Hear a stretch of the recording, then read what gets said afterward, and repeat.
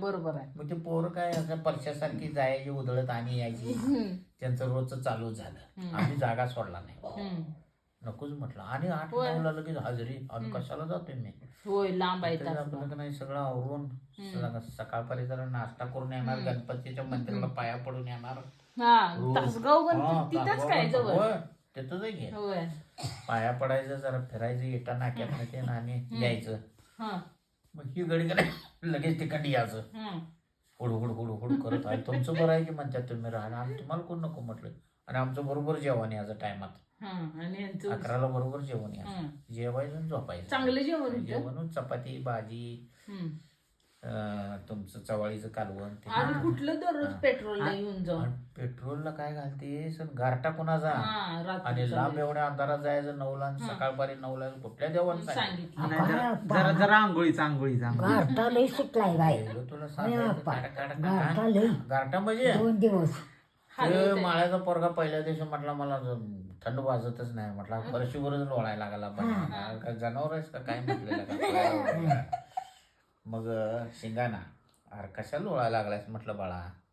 कांबरू घेऊन मीच त्याला घालणार. कांबरू मोठा गडी दांडगा अंगात निखिल घेऊन काय उष्णता. दुसऱ्या दिवशी मोरे साहेब जरा पोटात कळाच. अरे त्याला म्हटलं कसं काय म्हटलं तू फरशीवर झोपणार. या आडवा कळा मारायला गेला. शिराकडलं ते गेलं नाही माझ्याबरोबरच होतं. पण तो काय केला माहिती आहे का थांबला. थांबल्यावर का नाही आणि असाच गडगडायचा ग. खायला बेमाप खायचा.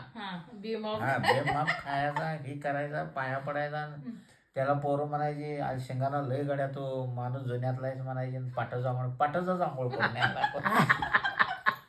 आता आईला म्हटलं शेंगाना आंघोळ हाय म्हटलं रामकृष्ण हरी म्हणायचा. बरं गार पाण्यानं अजून 5 वाजून उजडायचं. पक्षी चवचवायच्या अगोदर एवढ्या लवकर. आणि गण बिंदल्याचा भांग पाडायचा. मोरे साहेब उठा की मोर हो उठतो म्हटलं जरा थांब. तुझं आवरलंय का आवरलंय. मग फिरायला जातो म्हटलं. जाऊ म्हटलं फिरायला. तसल्या गारट्यातच गणपतीला ते बांधलं त्याला. मिरजत आल्यावर तिथं आल्यावर म्हटलं आडवच दुखायला लागलाय म्हटलं मला.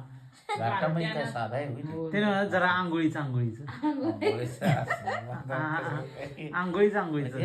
पायाला काय झाले. पायाला गाडी शी झाली हो स्लिप झाली. खर्चटलं की बाई हे पाकच आता लिपून आणलंय मी.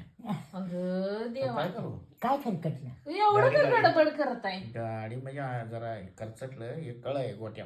आता बरी झाले जरा बोर कशी चालू करायची. बोर कशी चालू करायची. बोर मी जाणार खाली तिथे आत वर नाही येणार माझ मी नाही. ते पोरं का नाही पाणी संपते म्हणून रासारी गार झालेलं ती वचन घ्यायची हो अंगावर. वर बाद नळ सोडायचे. कना घ्यायची. मग हालत दाढी करायची. जे काकडायची आणि झोपायची कांबरून एवढ्या